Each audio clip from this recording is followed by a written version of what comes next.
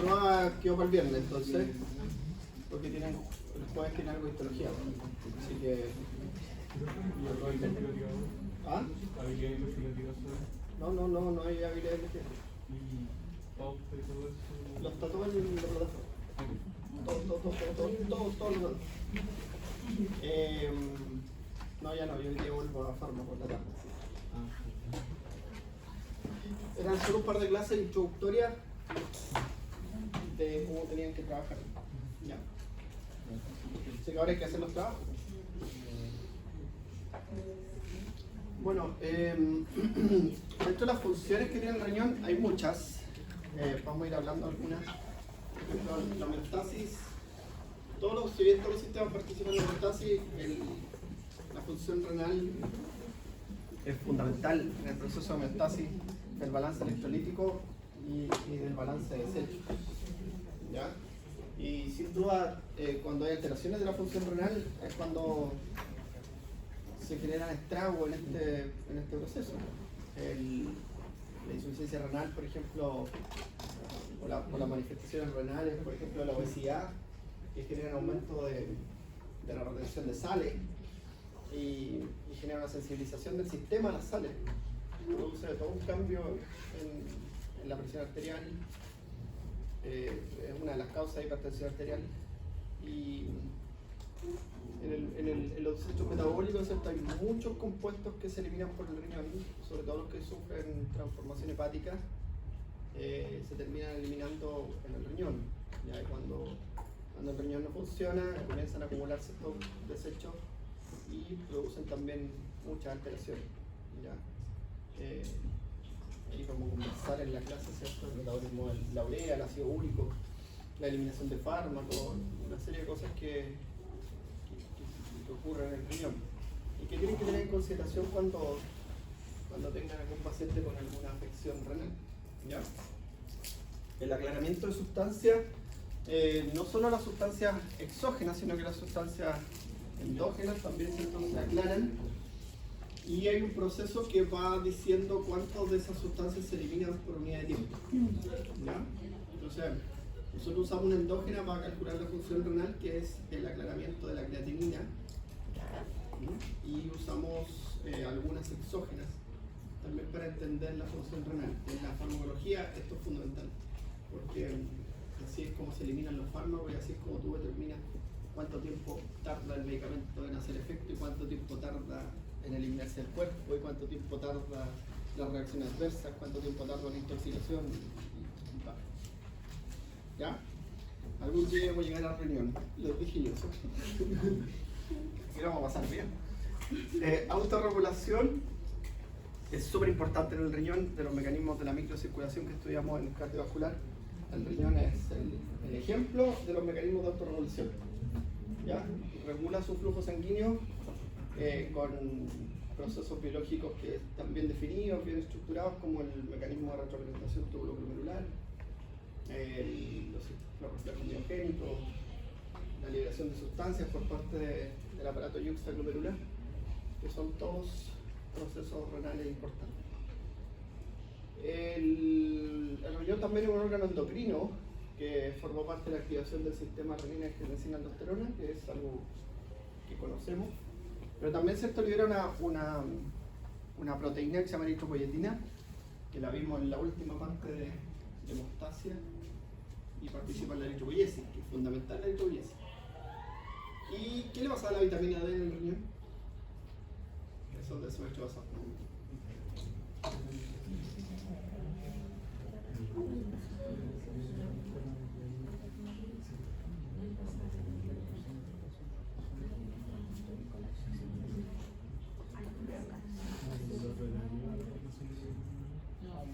Porque la vitamina D, ¿dónde se produce? Vamos, ¿dónde se produce? En la piel. También la podemos obtener de la dieta, ¿cierto? Pero para que cumpla su función, ¿cuál es la función de la vitamina D? Aparte de las funciones del sistema inmune y de la estructura de las células, claro, la absorción de calcio intestinal. Pero para poder cumplir esa función tiene que convertirse en colecalciferol. ¿cierto? Y eso ocurre en el riñón. Ese proceso ocurre en el riñón. Además, el riñón es blanco de muchas hormonas. La ADH, la aldosterona, la paratormona, la oxitocina.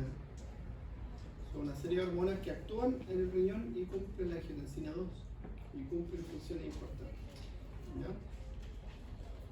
Bueno, el balance ácido-base, que es algo que vemos aquí en este medio entre renal y respiratorio, que es un anexo, que es como nuestro cuerpo tiene estrategias para mantener el pH sanguíneo, que es fundamental, uno lo ve así, siempre como un anexo, pero es fundamental. O sea, en la urgencia o el paciente que tenga usted enfermo va a tener un desbalance hidroelectrolítico y un desbalance de pH, y eso es lo que le va a complicar la existencia. ¿Ya? Y el riñón hace algo que es bien interesante, que es reabsorber bicarbonato. Tiene estrategias para reabsorber bicarbonato y para eliminar protones. ¿Ya? Y la regulación de la presión arterial, que ya lo estudiamos. Bueno, este es el libro que vamos a estudiar, el Vándalo de Fisiología Renal. Está en español igual. Está en español en distintos idiomas. Yo tengo uno en español, por ahí que se los puedo facilitar, si no lo encuentran en la biblioteca o no lo encuentran. Da lo mismo la edición, porque yo tengo, creo que la edición sexta en español, bueno. El otro van cambiando los monitos más en colores, ¿no? Porque Vander se nos fue hace bastante tiempo. Y entonces las ediciones nuevas lo que han ido es como mejorando los esquemas y actualizando algunas cositas muy pequeñas que los vamos a ver en la clase. ¿Ya? Así que si no lo encuentran, me lo digo. ¿Ya? Tengo una versión, tengo la novena. Es la misma, en inglés y en portugués la tengo, pero no se la puedo usar.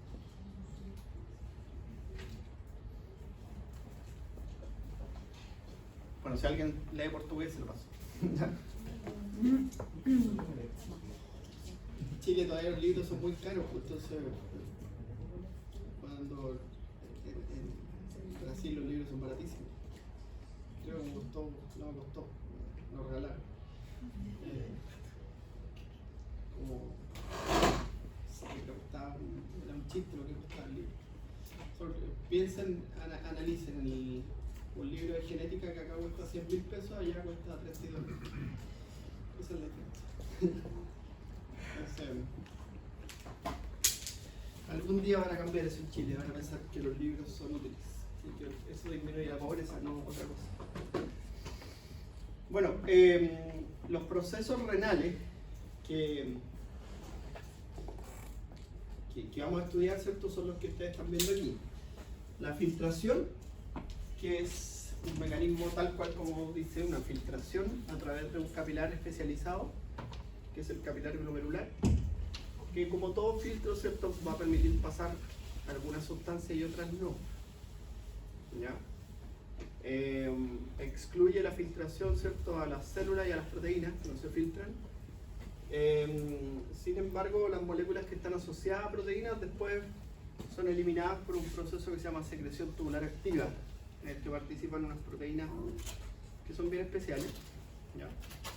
Que ayudan a eliminar sustancias que vienen en la sangre unidas a proteínas, porque la mayoría de las sustancias y los desechos metabólicos y una serie de elementos se unen a proteínas plasmáticas, entonces tenemos que tener un mecanismo para eliminarlas, ¿ya?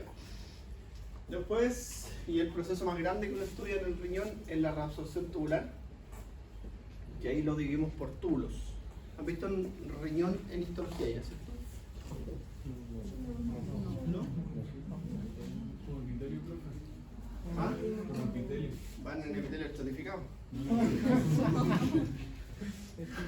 Siempre que les pregunto algo me dicen, no lo hemos visto. Ya bueno, mira. Entonces, mira, pasa esto. La sangre entra al riñón, ¿ya? Y elimina sustancias por la orina. Entonces, después la sangre de la vena renal ya no tiene esa sustancia. Ese proceso se denomina aclaramiento. ¿Ya? Aclaramiento. Es la misma imagen, así que no, olvídenlo.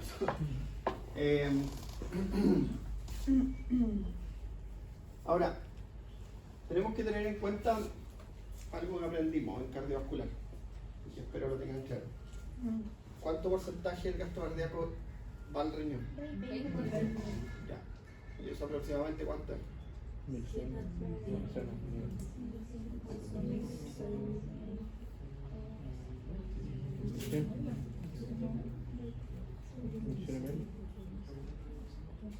ml. 1100 ml, ¿cierto? Ya. Vamos, porque lo vamos a hacer antes. Entonces, 1100 ml. Ya, de esto es por minuto. Entonces, tú si tú lo piensas, ¿cierto? El riñón filtra toda la sangre del cuerpo varias veces durante el día. ¿Sí? Muchas veces durante el día. Pues por minuto son 1100 ml, son como 5500 ml de sangre en total. Entonces eso quiere decir que filtramos prácticamente toda la sangre en muy poco tiempo, ¿cierto? Ya, de los 1100 ml, ¿cuánto corresponde a la parte que probablemente se va a filtrar? Que es el plasma.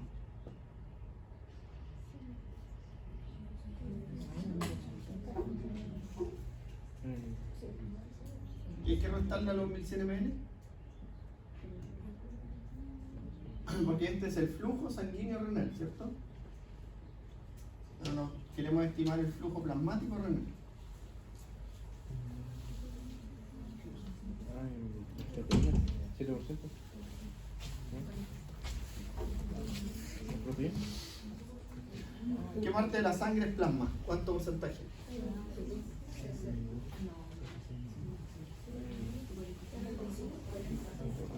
¿Ah? No, pues el hematocrito es 40-45%. Ya, entonces,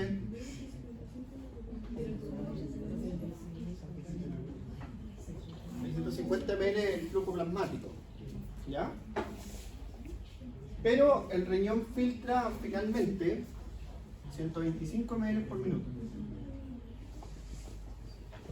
Y esto corresponde a la tasa de filtrado glomerular. 125 ml por minuto. Ya, no se filtran los 650 ml, ¿por qué? Porque están las fuerzas de Starling, ¿cierto? La presión hidrostática, la presión oscótica, ¿sí? Que están luchando ahí y obviamente, ¿cierto? No permiten que se filtre los 125 ml. Además necesitamos un número suficiente de nefronas funcionales para hacer esto. ¿Por qué? Porque si tú la fórmula de la tasa de filtrado glomerular, que es el parámetro más importante de la función renal, es igual a la presión de filtración neta por el coeficiente de ultrafiltrado. Y esto le vamos a poner nombre al tiro para que no sea raro todo. La presión de filtración neta es las diferencias de las presiones hidrostáticas del capilar menos la presión hidrostática intersticial por el coeficiente de reflexión, ¿cierto? Y las diferencias de la presión oncótica del capilar menos la presión oncótica intersticial. Eso determina la ecuación de Starling. Si usted, me está adelantando, pero esto usted lo sabe. Y lo tiene que saber para el viernes. Si yo digo que este entonces es el espacio de filtrado, y aquí está el túbulo contorneado proximal, que es por donde se va este filtrado, yo estoy enfrentando aquí la presión hidrostática del capilar menos la presión hidrostática del espacio Bowman, ¿sí? Y estoy enfrentando la presión oncótica del capilar menos la presión oncótica del espacio Bowman. Ahora, si usted, como no se filtran las proteínas, esta no va, ¿cierto? Y como esto está totalmente permeable y tiene un flujo continuo, la acción de esta es mínima. ¿Ya? Entonces, estos son los parámetros que coordinan el filtrado. Si hay más presión hidrostática en el capilar, o si hay más presión oncótica en el capilar, o menos presión oncótica en el capilar. ¿Ya? Ya, y después, este otro parámetro, el coeficiente ultrafiltrado, es la estabilidad anatómica de este sistema. ¿Ya? Entonces, un parénquima renal funcional, nosotros decimos que está al 100%. ¿Sí? Está al 100%. Y ahí va disminuyendo en la medida que el parénquima renal esté afectado. Y así tienen que pensarlo cuando vean un paciente. ¿Ya? Cuéntame. En el espacio de Bowman no va a haber presión oncótica porque ahí no van a haber proteínas. No se filtra. Entonces, no está. Entonces, mira, el coeficiente de ultrafiltrado lo tienen que pensar como un parámetro clínico, ¿sí? De estabilidad de la función renal. Entonces, si ustedes tienen un paciente con una nefritis, por ejemplo, con una inflamación del riñón, una glomerulonefritis, una nefritis intersticial, como sea, parte del parénquima del riñón no está funcionando. ¿Ya? Y eso a veces ocasiona algo que se llama síndrome nefrítico. Como síndrome, conjunto de signos y síntomas. ¿Sí? Un conjunto de signos y síntomas. Que en ese paciente, ¿cierto?, incluyen anuria u oliguria, que es disminución de la producción de orina. ¿Sí? Anuria u oliguria. Puede tener náuseas, vómitos por la concentración de estos desechos nitrogenados en la sangre. ¿Ya? Y por eso es síndrome. ¿Ya?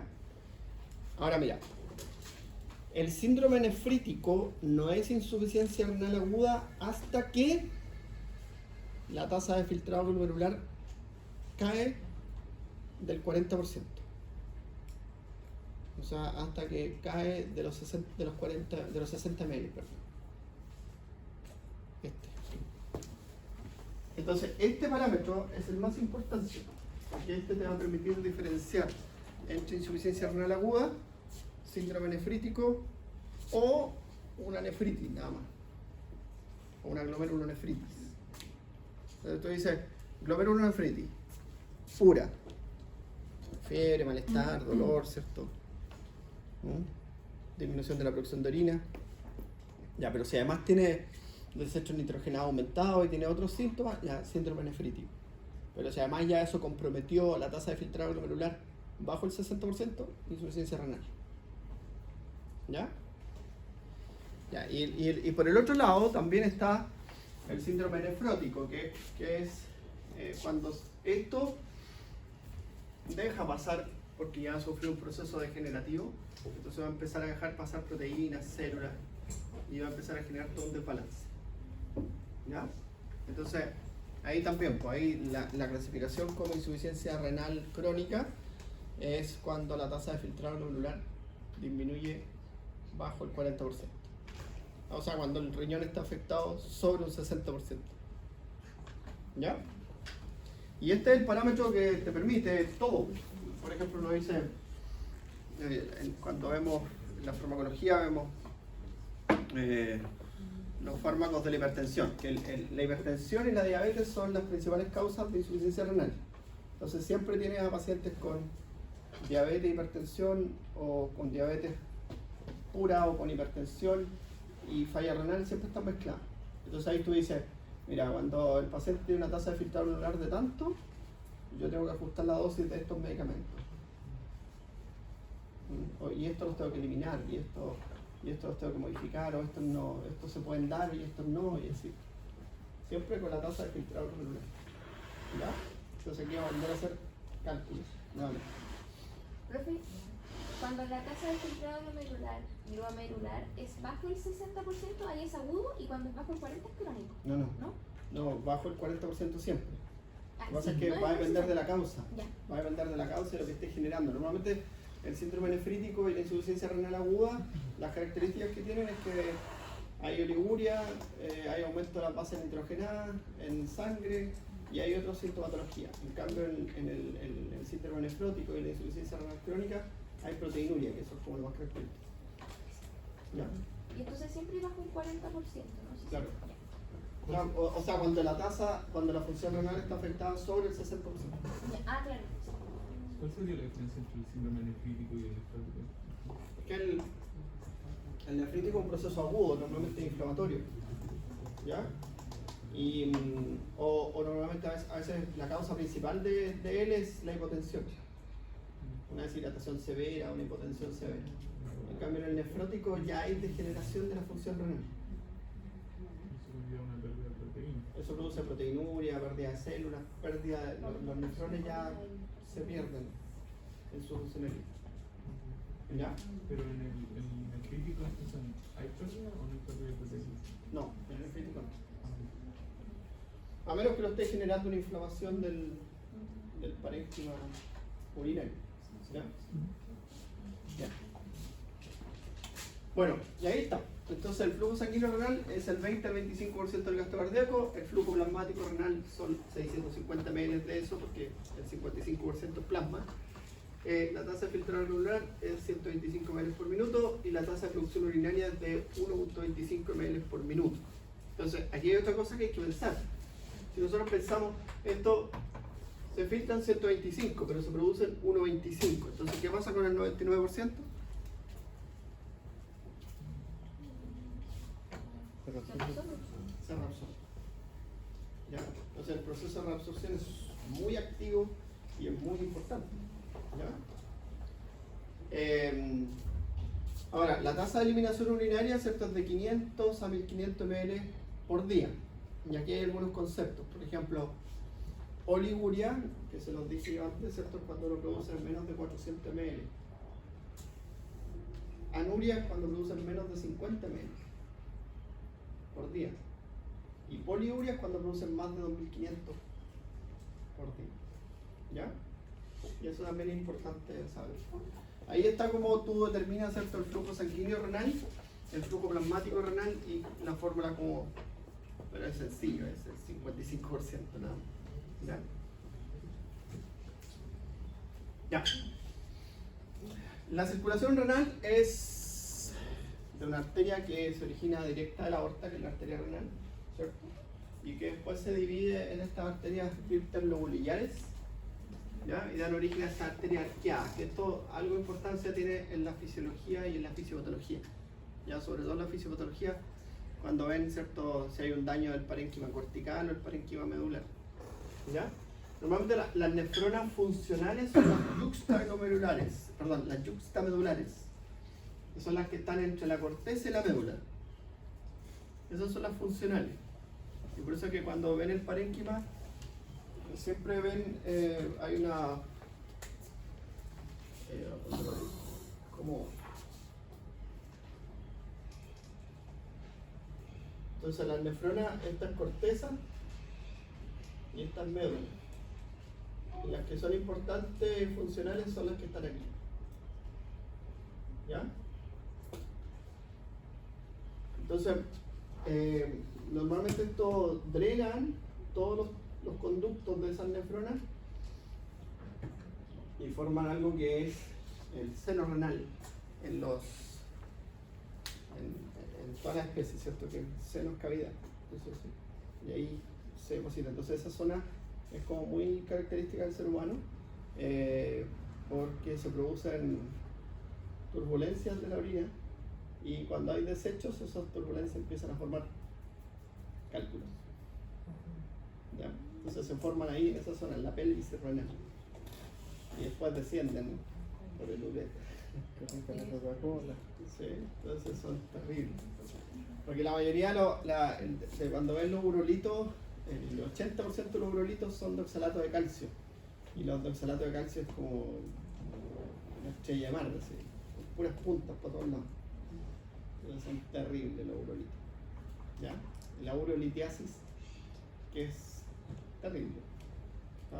La segunda causa es por el consumo excesivo de antibióticos y ahí se forman desfosfatos, pero los desfosfatos son como un pellet, como alargaditos. Los terribles son los de oxalato de calcio, que son como un erizo. Terrible. Ya. Y aquí en esta arteria, ¿cierto? Esta arteria arqueada da origen a esta arteria que se llama interlobular, y la interlobular da origen a la arteria aferente, la arteriola aferente, que es la que nosotros nos centramos. ¿Ya? Y mira, cuando ingresa a la arteriola aferente, ¿cierto? Abandona como arteriola eferente.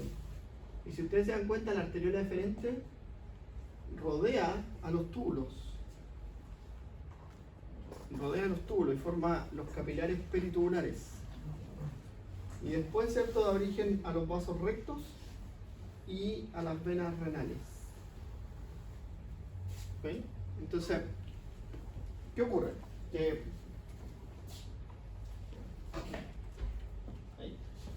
ocurre? Que al ingresar esta arteriola renal, arteriola aferente, ¿cierto?, da origen al capilar. Sufre todos los procesos de filtración, ¿sí? Y después abandona como arteriola eferente. Pero es una arteriola que tiene características bien importantes porque como sufrió filtración,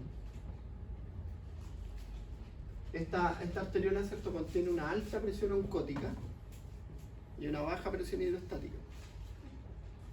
¿Ya? Entonces, mira, esta arteriola se relaciona después con los túbulos, con esas condiciones, y eso facilita el transporte inmediato del agua.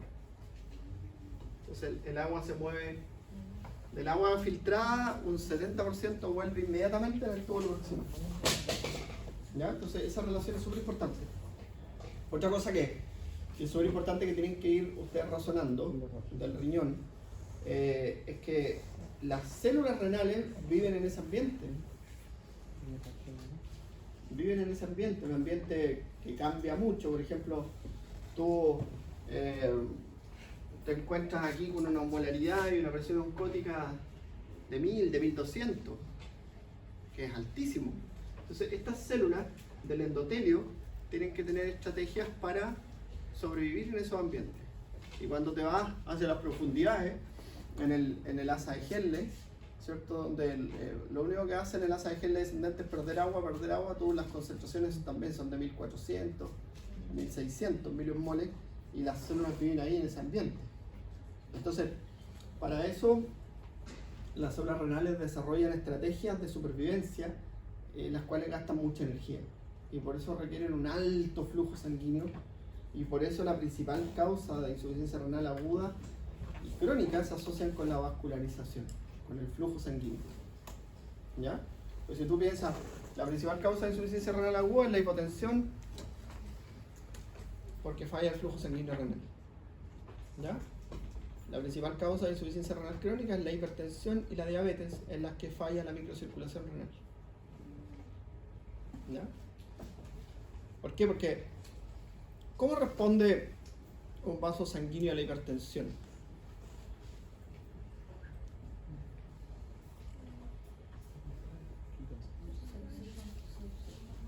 ¿Ah?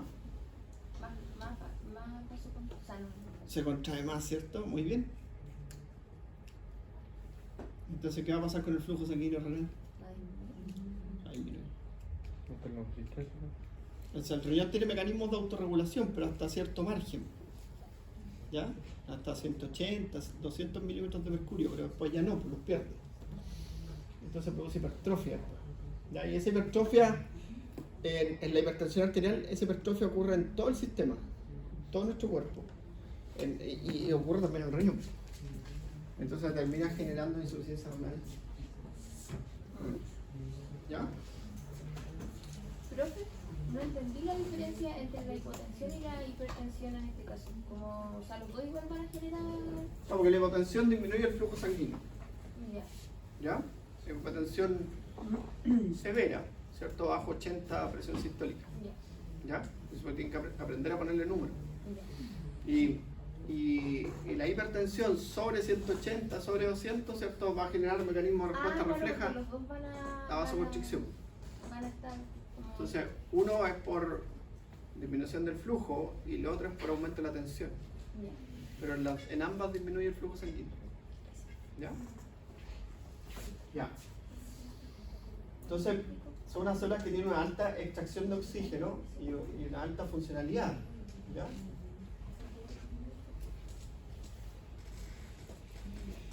Mira, y ahí están los sitios. Esto es circulación. Entonces ahí tiene la arteria renal, la arteriola aferente renal, el capilar glomerular, la arteriola eferente renal, ¿ya? El capilar peritubular, las venas y... Pero mira, en estas dos zonas se regula la resistencia.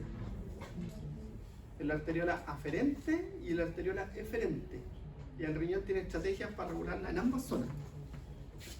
¿Ya? Entonces, ustedes me van a ayudar aquí.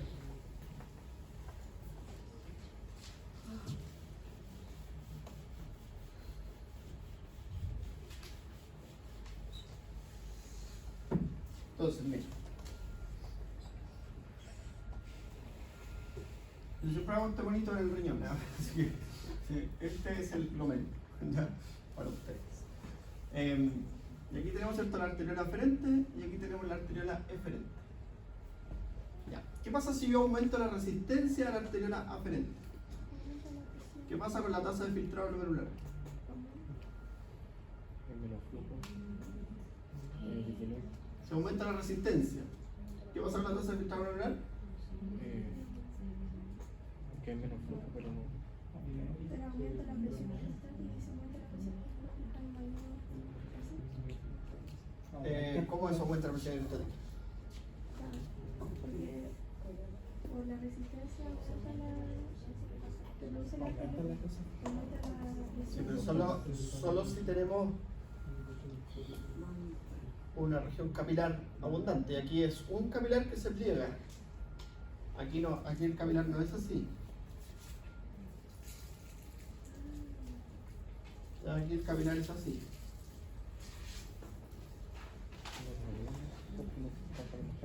Va pasando por el capilar. ¿Sí? Entonces, ¿cuál es la diferencia? Que si yo aumento la resistencia, ¿qué pasa con el flujo? Disminuye la tasa. Disminuye el flujo sanguíneo renal y disminuye la tasa de filtrado glomerular. ¿Ya? Y ahora, ¿qué pasa si yo aumento la resistencia a la arteriola eferente? Los filtrados, están los filtrados. Pasa menos. Si yo aumento la resistencia aquí, Hay mucha presión oscópica. ¿qué va a generar eso?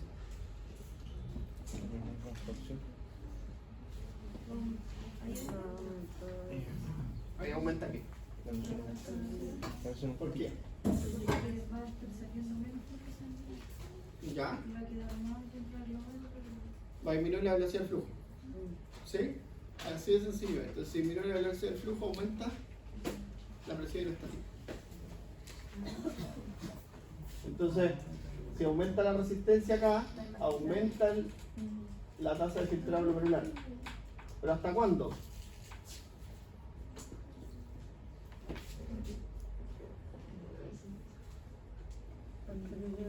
A la diferencia.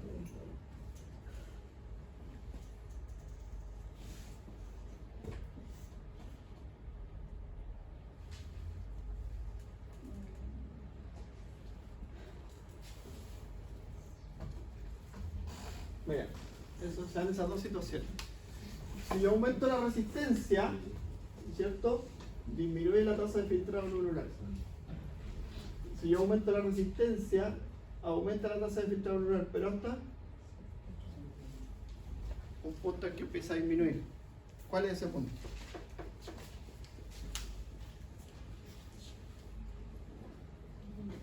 Tiene que ver con la presión. ¿Ya? Porque en un momento va a empezar a afectar.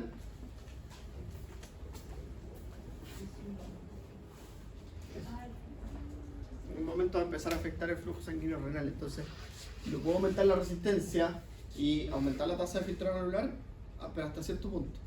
Porque hay un punto en que eso va a empezar a afectar el flujo sanguíneo del riñón. Profe, ¿eso tiene que ver con la autorregulación del...? Claro. Entonces el riñón autorregula, pero puede regular aquí y puede regular acá. Entonces nosotros vamos a ver que hay hormonas que tienen receptores acá Y hay hormonas que tienen receptores acá. Y con eso pueden cambiar la tasa de filtrado. ¿Ya?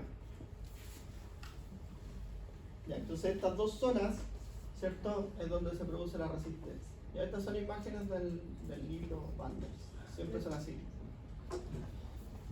Es que no entiendo. No importa. No entiendo por qué.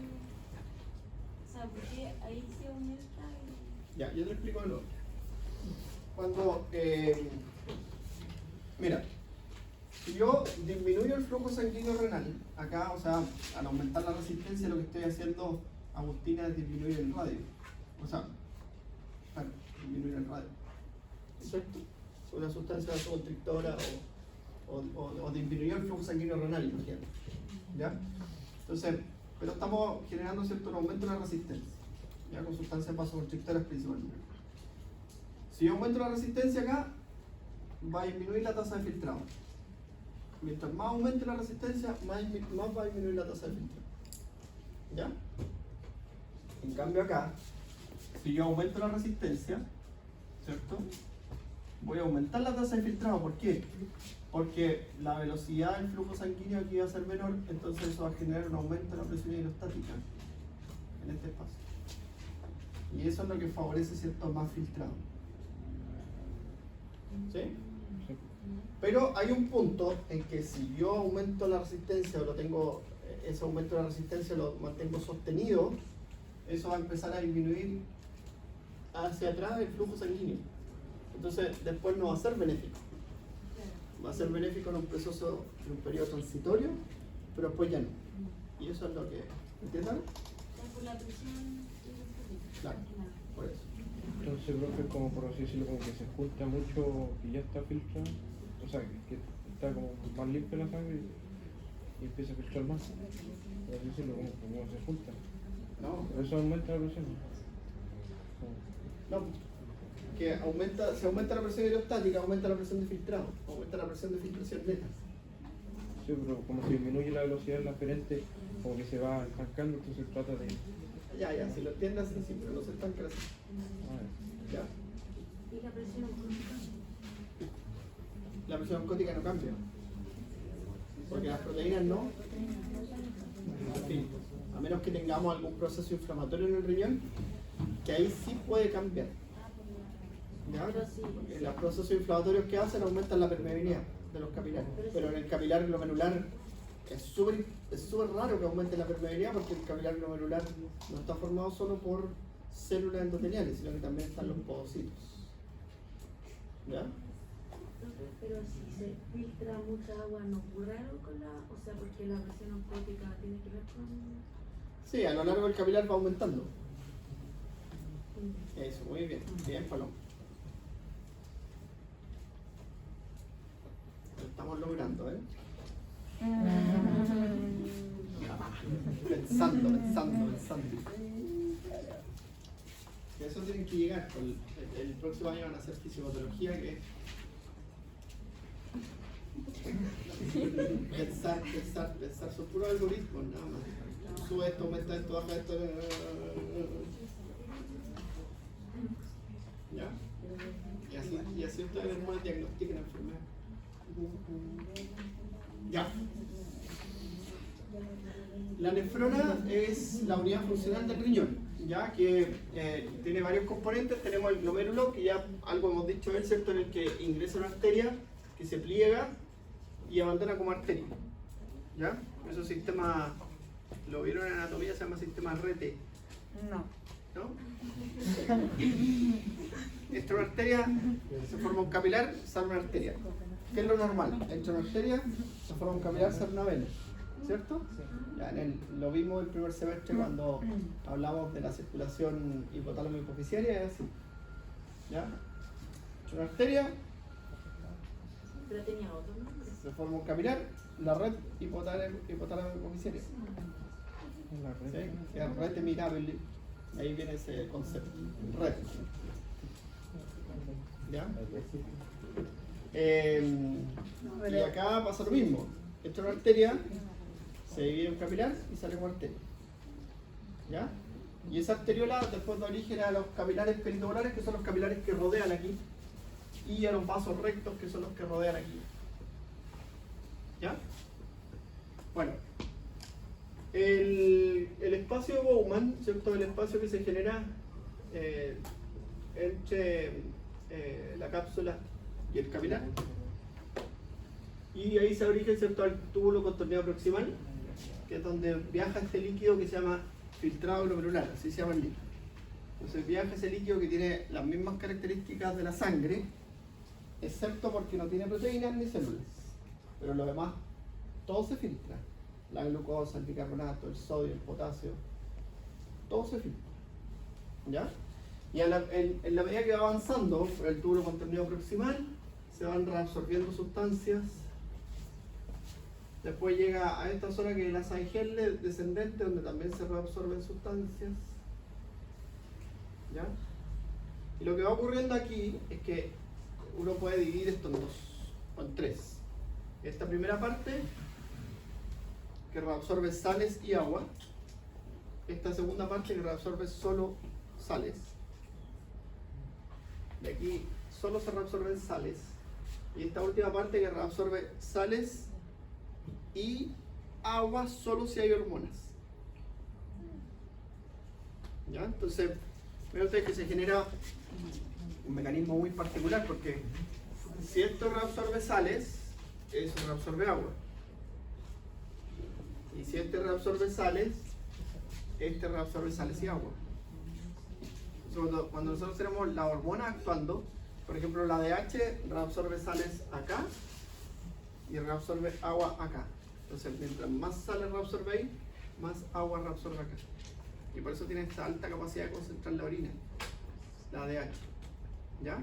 Porque si miramos la aldosterona reabsorbe más sales aquí y eso hace que se reabsorba más agua desde acá. ¿Ya? Entonces, de esa forma el riñón, ¿cierto?, con la diferencial de reabsorción que tiene el asa de Henle descendente, el asa de Henle ascendente, el túbulo continuado proximal y el túbulo colector, ¿cierto? Distal y colector, perdón, va generando ese mecanismo de transporte. ¿Ya? Y aquí las hormonas actúan dependiendo los sectores. ¿Ya? Por ejemplo, si ustedes se acuerdan de la DH, actuaba en el túbulo colector medular interno, aquí. ¿Ya? La aldosterona actuaba en el túbulo contorneado distal. En el asa de Henle ascendente actúa la DH igual. ¿Ven? Y ahí es donde va ocurriendo, ¿cierto?, los transportes. Ahora, las células, ¿cierto?, son súper importantes. ¿Ya? Si uno mira las células, por ejemplo, las células del túbulo contorneado proximal corresponden a un epitelio cúbico, ¿cierto?, que tiene una especialización en su membrana apical para aumentar la superficie de absorción. ¿Sí? Esta función o esta característica anatómica de las células del túbulo contorneado proximal, ¿cierto?, dicen mucho de su función, porque ahí se reabsorbe entre el 60 y el 70% de los filtrados se reabsorben en el túbulo proximal. ¿Ya? Hay sustancias que se reabsorben por completo en el túbulo proximal, como la glucosa, el bicarbonato, los aminoácidos, se reabsorben todos. ¿Sí? Bueno, después tenemos el asa de Henle descendente, que es un epitelio plano. ¿Se dan cuenta? Y eso es porque este solo reabsorbe agua. Y los otros después vuelven a ser cúbicos, pero no son como las células del túbulo contorneado proximal porque el transporte es menor. ¿Ya? Por ejemplo, el asa de Henle ascendente reabsorbe entre el 30 y el 35% de las sales, pero el otro 60% se reabsorbe en el túbulo proximal. Después tenemos el túbulo contorneado distal que reabsorbe entre el 5 y el 15% de las sales, 5% solo y 15% ayudado por aldosterona. Y en la última parte se reabsorbe el 5% de las sales restantes y el 5% del agua restante. Entonces van cambiando un poco las formas de las células que ya no tienen esta, ¿cómo le llaman en histología a ese borde? Microvillosidad, ¿cierto? Microvillosidad, bien.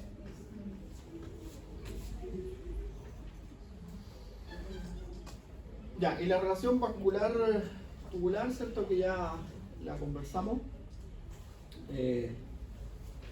Vamos a mirar, ¿cierto? Entonces ahora el capilar. Si nosotros miramos la entrada del capilar, hay una especialización. Son unas células especiales que se llaman células yuxtaglomerulares y las células mesangiales. ¿Ya? También tenemos el túbulo que pasa por ahí es el túbulo contorneado distal. Y el túbulo contorneado distal tiene sus células tubulares, pero tiene unas células que son muy especiales, que son las células de la mácula. ¿Ya? ¿Qué hace todo este sistema? Este es un sistema de sensores que captan los cambios del flujo sanguíneo, pero también captan los cambios de la concentración iónica.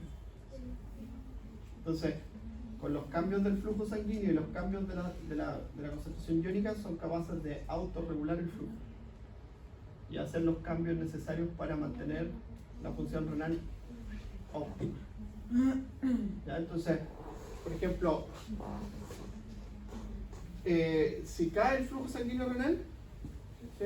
Esta célula tiene una respuesta refleja que es relajar y liberar sustancias que ayuden a esa relajación, porque la respuesta miógena es instantánea, ¿sí? Pero también es de corta duración.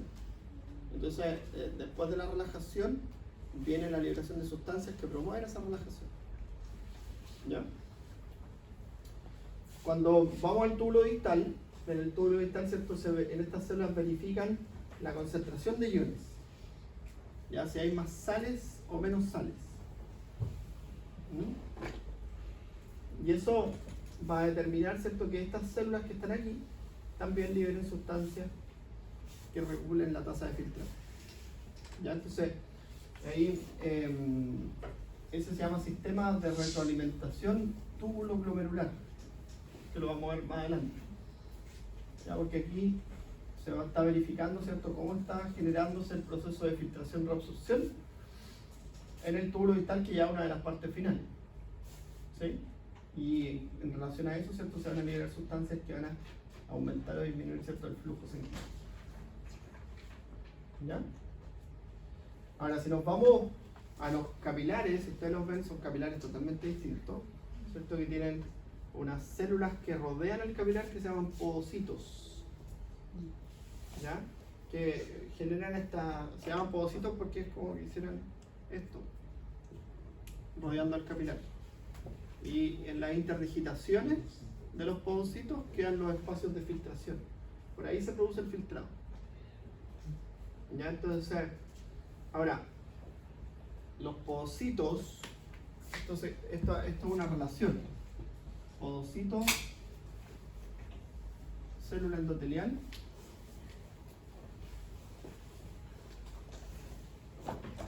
podocito. Y esta es una relación que existe entre ellas. ¿Ya? Están conectadas. Y están conectadas por proteínas que mandan señales entre ellas. ¿Ya? Entonces, por ejemplo, en respuesta al daño, eso se puede perder. Y se puede generar algo que se denomina borramiento podocitario, que los podocitos empiezan como a regresar, y si empiezan a regresar, ¿qué va a pasar con los espacios de filtración? Aumentan. ¿Ya? Entonces empiezan a producir, y eso lo van a ver después, ¿cierto?, en fisiopatología. Eso se llama glomerulosclerosis, es una degeneración del glomérulo.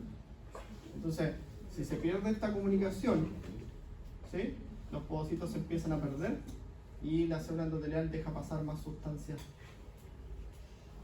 Y esos son los primeros cambios que tú ves en una falla renal. Microalbuminuria, son una eliminación de proteínas casi imperceptible, que al examen tú la ves con un examen de orina. Microproteinuria, ¿ya? Que es como los primeros cambios que se ven. Causas múltiples: obesidad, tabaquismo, infecciones urinarias recurrentes, reflujo urinario, una serie de cosas. ¿Ya? Consumo de fármacos a veces. Hay medicamentos que tienen afinidad por el riñón y producen daño en el riñón. Porque todo se elimina por el riñón finalmente. ¿Ya?